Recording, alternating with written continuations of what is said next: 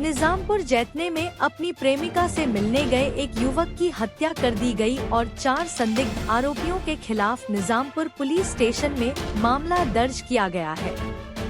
इस बीच मृतक अजय भवरे के परिजनों ने थाने के बाहर धरना प्रदर्शन किया।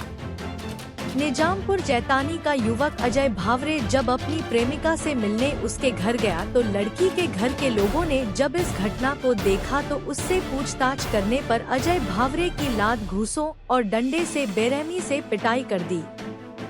इसके बाद पुलिस ने अजय भावरे को सरकारी अस्पताल में भर्ती कराया।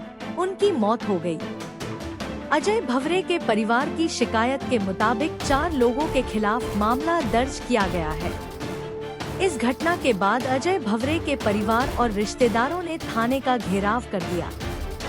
इस संबंध में पुलिस ने अजय भवरे के परिजनों को बताया कि उन्होंने चारों आरोपियों के खिलाफ मामला दर्ज कर लिया है और आश्वासन दिया कि इसमें जो भी दोषी होंगे उनके खिलाफ कड़ी कार्रवाई की जाएगी। निजामपुर पोलीस ठाणे इथे मर्डरचा गुन्हा दाखल झालेला आहे 262/24। त्याबाबत थोडक्यात हकीकत अशी की हा जो अजय भवरे मुलगा आहे हा त्याची प्रेयसीला भेटण्यासाठी आरोपींच्या घरी गेला होता आणि जेव्हा त्या आरोपींच्या लक्षात आलं की हा हिला भेटायला आलेला आहे तर त्यांनी त्याला मारहाणीस सुरुवात केली आणि बेदम मारहाणीमध्ये तो गंभीर जखमी झाला।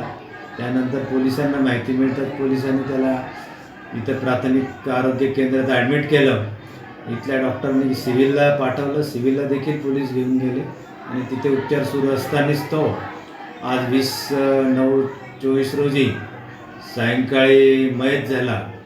सदरबाबत त्याचे वडील राजेंद्र भवरे यांच्या फिर्यादीवरून मर्डर तसेच ॲट्रॉसिटी कायद्याखाली सविस्तर गुन्हा दाखल करण्यात आलेला आहे। पुढील तपास करीत आहोत।